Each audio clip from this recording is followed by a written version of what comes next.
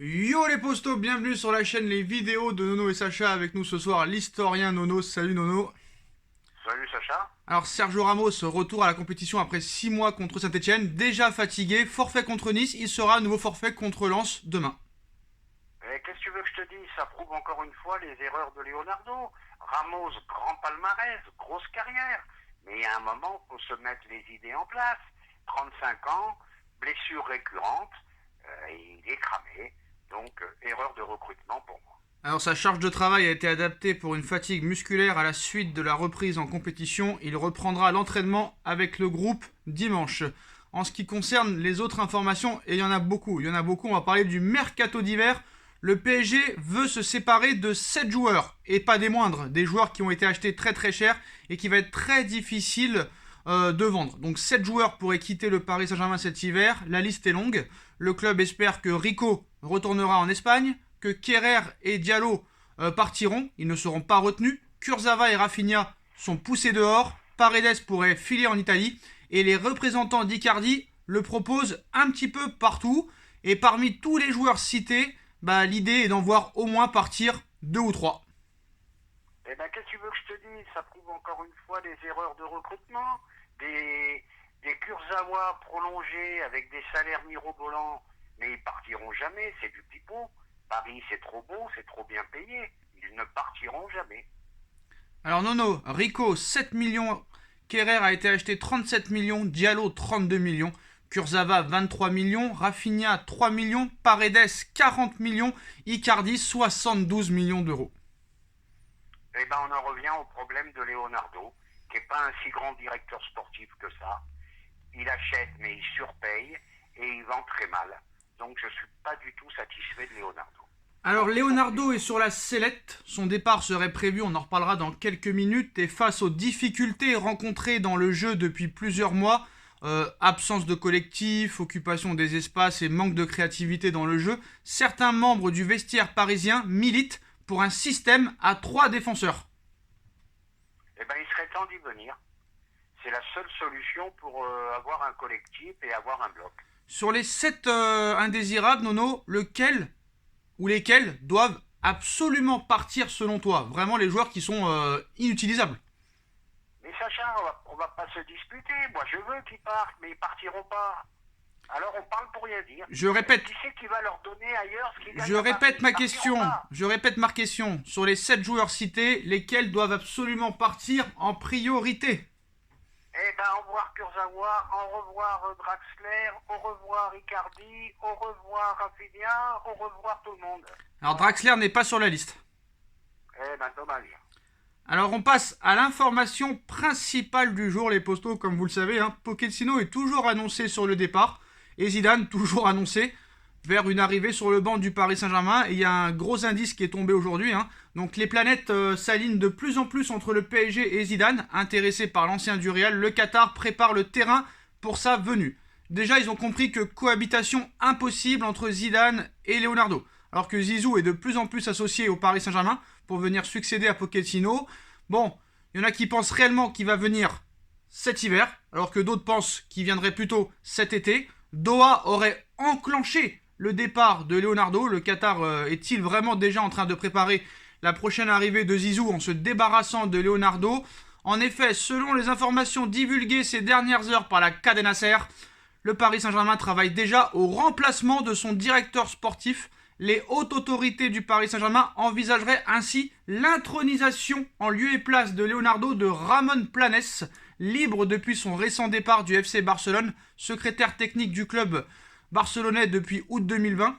Le dirigeant espagnol a quitté ses fonctions dans la foulée de la nomination de Xavi Hernandez au poste d'entraîneur. La radio catalane assure même que Roman Planes négocierait d'ores et déjà avec le Paris Saint-Germain, même si Newcastle et Valence sont également annoncés sur ses traces. Ramon Planes à la place de Leonardo qui pourrait partir pour faire de la place à Zizou. Nono, ton avis tranché. Je pense que ça sent le départ pour Leonardo et pour Pochettino. Rappelle-toi, je te l'avais dit dans nos vidéos précédentes. Je pense qu'ils seront dans la même charrette. Aujourd'hui encore, Pochettino, conférence de presse inadmissible. Il n'a pas voulu répondre aux questions des journalistes ou il a fait semblant de ne pas comprendre. Donc là, ça devient vraiment du foutage de gueule, incompréhensible d'avoir une communication pareille. Alors, bon, la conférence de presse, on va dire, moi je vais l'appeler, pour être poli, une conférence de presse inaudible ou lunaire. Je sais pas quoi dire. Ben, on peut dire inaudible, tu as raison. Voilà, ça sert plus à rien de l'écouter, hein. Ah non, ça sert plus à rien, faut même plus. Parce que là, je pense que là, il se fout de la gueule du monde, honnêtement.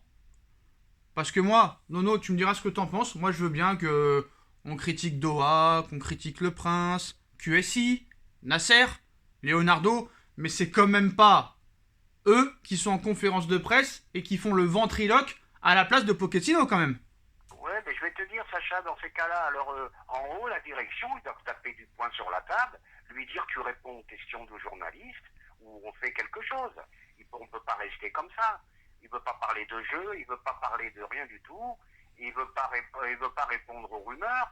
Et ça suffit, oh, il est sourd et muet, ce garçon, c'est pas vrai. Moi, ce qui me fait rire, c'est qu'il fait mine de pas comprendre ce qu'on lui dit, tu vois. Oui, il nous prend pour des truffes.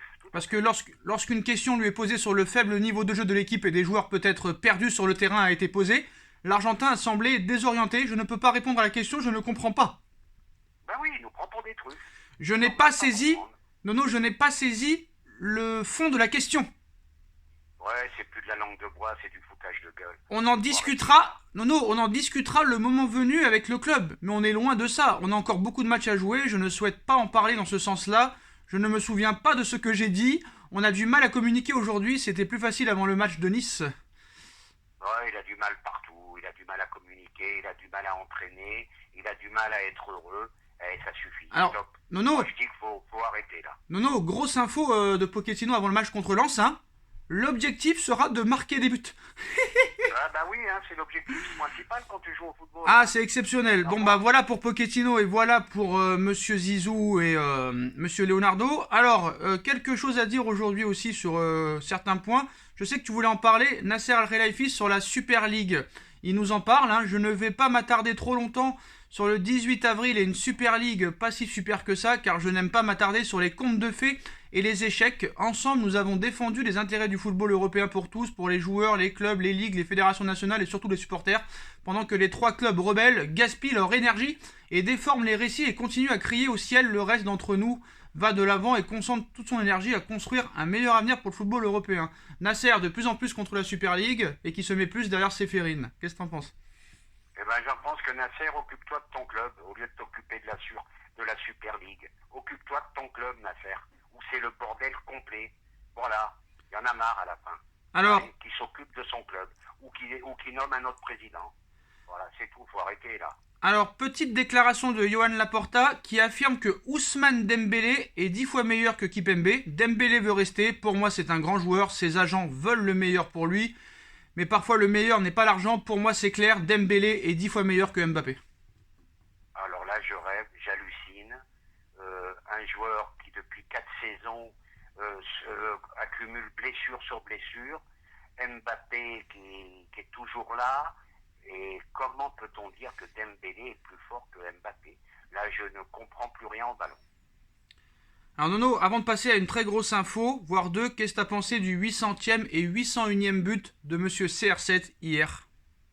Oh, lui, c'est un phénomène. Lui, j'ai plus de mots pour le qualifier. Je sais pas, ce mec-là, je sais pas d'où il sort. Je sais pas. Jusqu'à quel âge il va durer. C'est incroyable. Alors je pense que t'en as entendu parler hier, la petite déclaration de Jérôme Roten qui a fait croire que c'était lui qui avait l'information alors qu'il a juste repris une information de Molina il y a quelques mois pour la mettre à sa sauce, que apparemment Leonardo aurait recruté Donnarumma pour se venger de Keylor Navas, un clash qui aurait eu lieu dans le vestiaire entre les joueurs, les Sud-Américains Navas et Leonardo. Les Sud-Américains avaient pris un petit peu le parti de Navas en expliquant à Leonardo qu'il ne défendait pas assez le club alors qu'il faisait que ça. Leonardo recrute Donnarumma pour se venger de Navas. Qu'est-ce que tu en penses des propos de Roten? Ben, rappelle-toi ce que je te disais dans les vidéos précédentes. Il n'y a qu'à Paris qu'on va chercher Donnarumma pour mettre dans les pattes de Navas. Erreur colossale. Et si c'est une vengeance, c'est encore pire. Voilà. Voilà, tu veux foutre le bordel dans le vestiaire, tu fais pas mieux. Bon, bah d'après la presse espagnole, Kylian Mbappé au Real Madrid, hein, c'est officiel, c'est fait, c'est acté. Donc maintenant, le PSG entend préparer la relève après le départ de Kylian Mbappé. Et cela passe par un attaquant de grande classe, mais aussi un milieu de terrain capable de faire évoluer le club parisien dans ce secteur de jeu. Donc le média espagnol Dario Gol annonce que l'émir du Qatar a déjà fait part à Nasser de ses 2 choix pour l'été prochain. Et cela ne plaira pas à 2 formations espagnoles, hein. Le premier objectif est d'aller chercher Erling Haaland, le cyborg norvégien qui évolue au Borussia, est annoncé avec insistance du côté du Real Madrid où Pérez rêve de se faire un trio galactique avec Benzema et donc Kylian Mbappé, mais Kylian Mbappé reste la priorité, et aussi de garder Vinicius Junior parce que du côté du Real, on a peur d'une vengeance du Paris Saint-Germain, mais le PSG est désormais chaud dans le dossier Haaland et sera largement capable de poser les 75 millions d'euros sur la table pour faire venir Erling Haaland, parce que tu sais que Nono il a une clause cette année-là de 75 millions. Donc attention toutefois, hein, Haaland n'a jamais vraiment fait d'un avenir à Paris pour l'instant sa priorité. Lui qui adore la Première Ligue, en tout cas, le média espagnol affirme que le PSG a déjà pris de l'avance dans ce dossier et pourrait déjà en janvier commencer à discuter avec Haaland pour prendre la température. Et le deuxième grand rêve du Qatar pour l'été prochain ne sera non plus pas facile à réaliser. Il faudra en effet négocier avec le Barça. On sait que entre les deux, c'est pas l'amour fou. Pour faire signer Frenkie de Jong au milieu de terrain. L'ancienne pépite de l'Ajax d'Amsterdam fait partie des joueurs sur lesquels Xavi compte à l'avenir. Mais le club catalan a besoin d'argent et pas qu'un peu. Et le PSG est persuadé de pouvoir faire craquer son ennemi catalan pour de Jong. Même si ce départ aurait beaucoup de mal à passer à Barcelone. Mais bon, on connaît le prince, hein, il l'a déjà démontré. Quand il veut un joueur, il sait aussi y mettre le prix. De Jong au milieu de terrain. Qu'est-ce que t'en penses, toi, on sait que le milieu de terrain, pour toi, c'est très important? Eh oui, c'est très important pour moi, mais pas d'accord du tout. On n'a pas besoin du profil de De Jong. Je le dis et je le répète, on a besoin de profils défensifs, on a besoin de milieux vraiment batailleurs qui courent, intensité. Et De Jong, plus un technicien, c'est pas un marathonien du football. Voilà, ça sera encore une erreur. C'est pas De Jong qu'il nous faut. Alors, Il nous faut un Haaland de Naples, voilà, des mecs sans arrêt aller-retour. Haaland Box to box, box to box, box to box. Haaland de Naples? Eh oui, il est bon ce Haaland. Paris a souvent été intéressé par lui, hein. Mais bon, tu connais un petit peu le prix que demande toujours Monsieur De Laurentiis, c'est assez cher, on va pas mettre 60 millions d'euros sur Haaland. Mais il te faut des milieux défensifs, je suis désolé. Le profil de De Jong, c'est pas le plus important pour l'instant. Donc De Jong. On n'est peut-être pas d'accord là, mais je te dis ce que je pense. Alors, De Jong, tu n'en veux pas. Pogba, tu n'en veux pas. Toi, ton rêve, c'est Haaland, quoi. Ton rêve, c'est Haaland. Non, pas spécialement. Et d'ailleurs, Monsieur Nono, hein. Haaland ou dans le profil d'Haaland. Monsieur voilà. Nono, petite rectification. Nono, Monsieur Haaland a été transféré à Everton, hein, depuis. Donc, toi, tu me parles du Haaland de l'époque. Donc, tu peux pas te concentrer sur Haaland pour l'été prochain, Nono. Je suis pas d'accord avec toi, c'est une honte. Je voulais te dire, dans ce profil-là. Ah, c'est pas pareil. Oui, mais c'est bien beau de voir des profils, mais bon. Vous voulez pas de Pogba, vous avez le droit. Vous voulez pas de De Jong. Vous voulez pas de Caissier, quoique Caissier, tu dirais pas non, mais c'est pas non plus la priorité au milieu de terrain. Tu voudrais qui au milieu de terrain? Expliquez-nous, les enfants. Là, j'ai pas les noms en tête, tu m'excuses, je veux des milieux défensifs. Tu veux du Bruno Fernandes, tu veux du Pellegrini de la Roma, qu'est-ce que tu veux? Tu veux du Chiesa? Tu veux un N'Golo Kanté? Voilà tu veux un Jorginho? Tu veux un... Je veux du N'Golo, du Jorginho, voilà, dans ce style-là, voilà ce que je veux. Tu veux dans ce style-là? Voilà, des joueurs qui courent pendant 90 minutes. Et la dernière information, Laporta qui, bon, fait un petit peu du Laporta, hein, fait un petit peu comme s'il faisait aussi Bartomeu, Sandro Rossell, et nous affirme qu'un retour de Lionel Messi en 2023 est fort probable.